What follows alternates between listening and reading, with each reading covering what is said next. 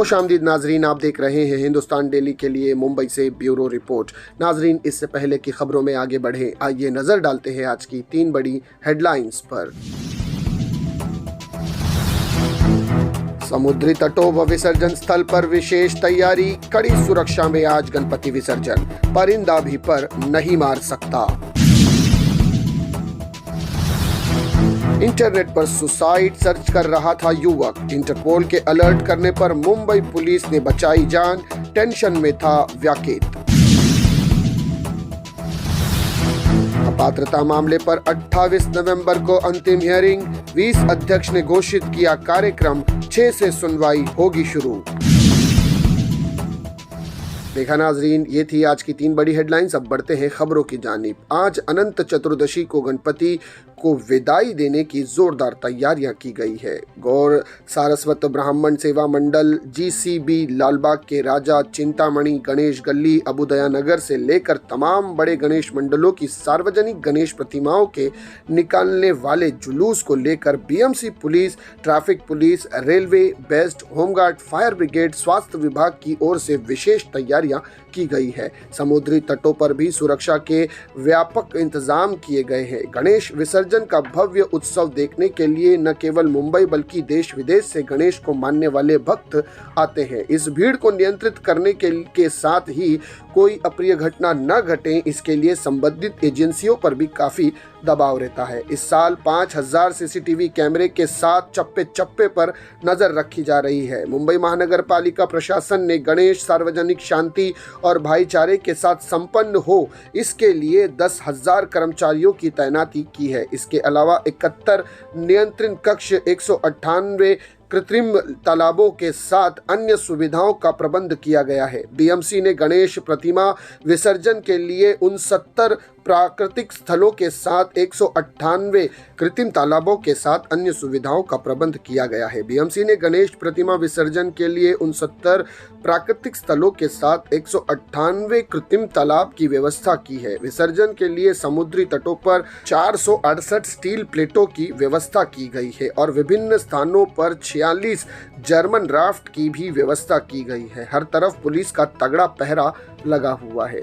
वहीं अगर बात करें तो चौपाटी पर 744 लाइफ गार्ड के साथ 48 मोटर बोट तैनात की गई है। भक्तों द्वारा चढ़ाए गए निर्मल्य को एकत्र करने के लिए 150 निर्मल्य कलशों के सहित 282 निर्मल्य वाहनों की व्यवस्था भी की गई है। मानपा के मुख्य नियंत्रण कक्ष के साथ विभागीय स्तर पर 188 नियंत्रण कक्ष संचालित किए गए हैं। सुरक्षा के लिहाज से 60 ऑब्जेक्शन टावर बनाए गए हैं, 48 स्वागत कक्ष तैयार किए गए हैं, 75 प्राथमिक चिकित्सा केंद्रों के साथ 61 एम्बुलेंस तैनात की गई है। बेस्ट के सहयोग से खंभों और उच्च स्थानों पर लगभग 1083 फ्लड लाइट और 27 सर्च लाइट लगाई गई है। तो ये थी नाज़रीन अब तक की पहली बड़ी खबर। आइए बढ़ते हैं अब दूसरी खबर की जानिब। मुंबई में रहने वाला 28 वर्षीय एक व्यक्ति गूगल पर आत्महत्या करने का सबसे अच्छा तरीका खोज रहा था, जिस पर इंटरपोल के अलर्ट करने के बाद मुंबई पुलिस ने उसका पता लगाया और उसे खुदकुशी करने से रोका। एक अधिकारी ने बुधवार को यह जानकारी दी। राजस्थान के रहने वाले इस व्यक्ति को उपनगरी मालवनी से बचाया गया। जब पुलिस ने इंटरपोल द्वारा साझा गए एक उसके मोबाइल नंबर के आधार पर उसकी लोकेशन का पता लगाया। मालवनी में रहने वाले अंतर्राष्ट्रीय आपराधिक पुलिस संगठन, जिसे आमतौर पर इंटरपोल के नाम से जाना जाता है, एक अंतर्राष्ट्रीय संगठन है जो दुनिया भर में पुलिस सहयोग और अपराध नियंत्रण की सुविधा प्रदान करता है। मंगलवार दोपहर इंटरपोल द्वारा दी गई जानकारी के आधार पर मुंबई पुलिस की अपराध शाखा की यूनिट 11 द्वारा बचाए अभियान चलाया गया। पीड़ित मलाड पश्चिम के मालवनी में रहता है और मूल रूप से राजस्थान का रहने वाला है। जांच के दौरान पुलिस ने पाया कि वह दबाव में था, क्योंकि वह 2 साल पहले एक आपराधिक मामले में अपनी मां की गिरफ्तारी के बाद से मुंबई के जेल से उसकी रिहाई नहीं कर पा रहा था। वहीं व्यक्ति पश्चिम उपनगर मालवनी में रहने से पहले अपने रिश्तेदारों के साथ मीरा रोड इलाके पड़ोसी ठाणे जिले में रहता था। वहीं पिछले 6 माह से बेरोजगार है। वह अपनी मां को जेल से नहीं छुड़ा पाने की वजह से अवसाद में था। जैसे ही उसके मन में जीवन समाप्त करने का विचार आया, उसने आत्महत्या करने के तरीके ऑनलाइन तलाश करने शुरू कर दिए। उसने कई बार गूगल पर सुसाइड बेस्ट वे सर्च किया, जिस पर इंटरपोल अधिकारियों का ध्यान गया, जिन्होंने उसके मोबाइल फोन नंबर के साथ मुंबई पुलिस को इसके बारे में एक ईमेल भेजा। उसी जानकारी के आधार पर अपराध शाखा को पता चला कि मोबाइल फोन का उपभोक्ता मालवनी का रहने वाला है और पुलिस मौके पर पहुंची और इस व्यक्ति को आत्महत्या करने से रोक लिया। तो ये थी नाज़रीन अब तक की दूसरी बड़ी खबर।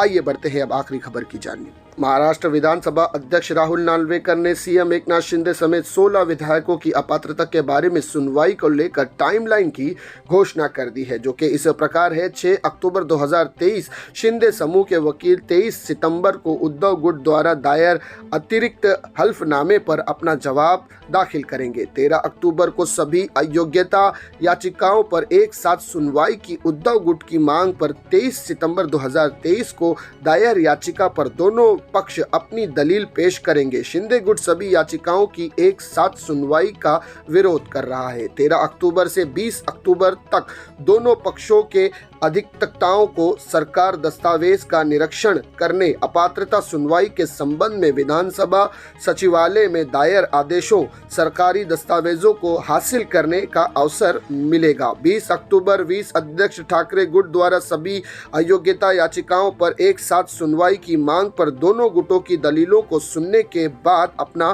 फैसला देंगे। वहीं 27 अक्टूबर इस तारीख को होने वाली सुनवाई में शिंदे और ठाकरे गुट अपने अपने दस्तावेजों को स्वीकार करने के पक्ष में अपनी दलील पेश करेंगे। 6 नवंबर इस दिन अपात्रता के बारे में फैसला लेने के लिए दोनों गुट अपनी लिखित दलीलें प्रस्तुत करेंगे और एक दूसरे से अपने प्रतियों के एक्सचेंज करेंगे। 10 नवंबर विधानसभा अध्यक्ष ने सामने दोनों गुट अपात्रता पर फैसला लेने के लिए अपनी दलील पेश करेंगे। 20 नवंबर दोनों गुट अपने गवाहों की सूची और शपथ पत्र दाखिल करेंगे। 23 नवंबर दोनों पक्ष के वकीलों की आवश्यकता और सुविधा के अनुसार जिरह शुरू करने के लिए तारीखें दी जाएंगी। तो ये पूरा मामला नाजरीन इस वक्त आपके सामने है, जो कि 9 तारीखों के अंदर इस फैसले पर पहुंचेगा। तो ये थी अब तक की 3 बड़ी खबरें जिन पर तफसील से बात की गई। इसी तरह की खबरों के लिए हमारे चैनल को सब्सक्राइब कीजिएगा।